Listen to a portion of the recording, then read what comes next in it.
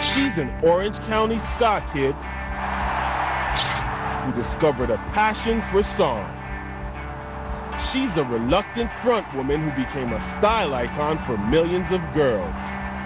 She's been burned by love, stung by loss, and crushed by anxiety. She's blazed the trail of musical innovation and lyrically bared her soul to the world. So the question is, how did this California kid's sister rise to the ranks of pop music royalty? Gwendolyn Renee Stefani was born to be.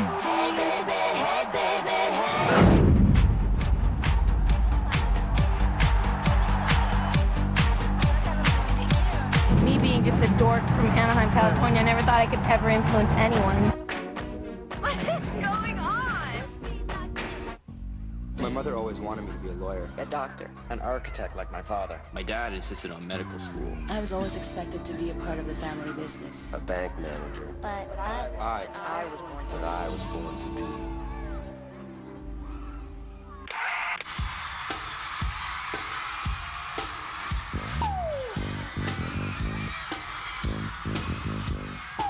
Gwen Stefani is a musical force to be reckoned with.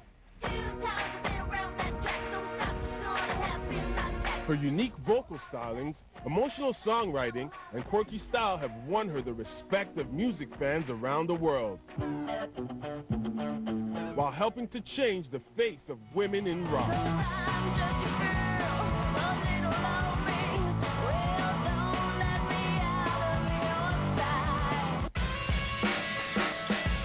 Her yellow brick road to musical innovation began in the quiet suburbs of Anaheim, California, in the shadow of Mickey Mouse.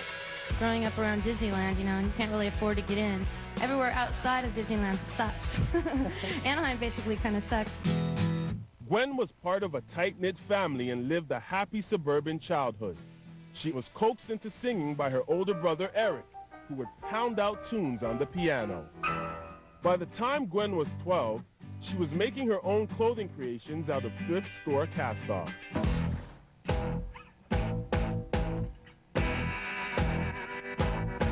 As soon as I hit adolescence, it started then, I think. It was like I didn't want to go to school looking like anyone else. I can remember when I was like 16 making my own pants and like these striped, total new wave, black and white stretch pants. And these punker girls made fun of me a lot. Yeah, I don't fit in, so why do you want me? High school began as a struggle for Gwen, and she was diagnosed with the learning disability dyslexia. But soon she found something that interested her much more than academics.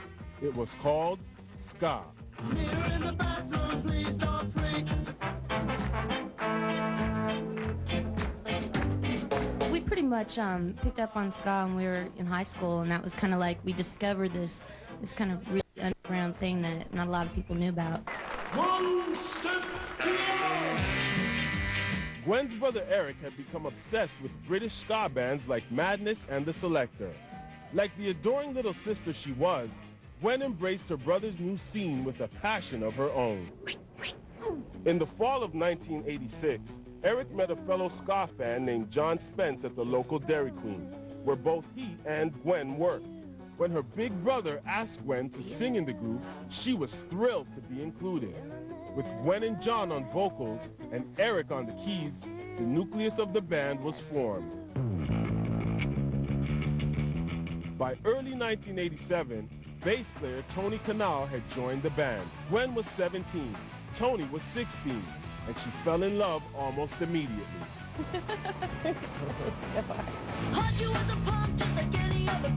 It was the beginning of one of the defining relationships of Gwen's life. You think that we connect, that the chemistry's correct. A love affair that would someday inspire the songs that made her famous. Tony and Gwen's relationship blossomed, while the band played local parties tackling ska covers and Eric's original songs. But the bliss didn't last for long. Only days before an important show at the Roxy in Hollywood, founding member John Spence committed suicide in a local park. It was a dark, nightmarish time for Gwen.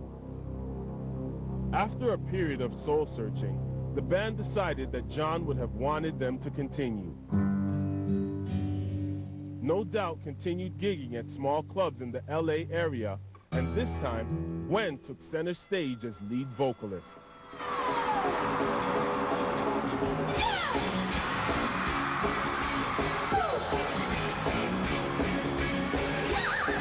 When I first started out, I was kind of like assumed to be the tag-along groupie girlfriend of the band. No one would ever assume that I would be in the band. You say you're gonna burn. By 1989, guitarist Tom Dumont and drummer Adrian Young joined the No Doubt team. The band moved in together to write, practice, and record demos.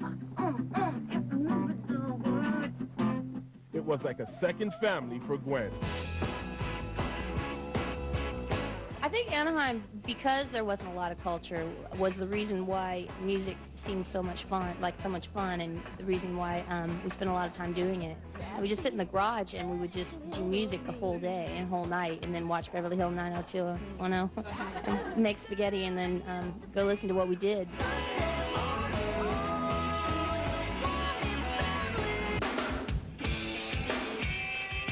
The band got their first big break in 1990.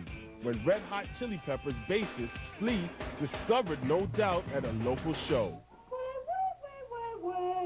They recorded some demos together, and within weeks, No Doubt won a contract with newly formed Interscope Records.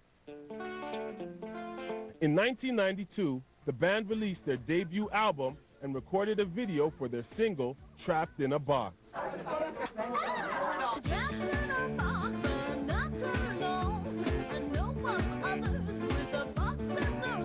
With their underground cult following, it seemed success was a sure thing.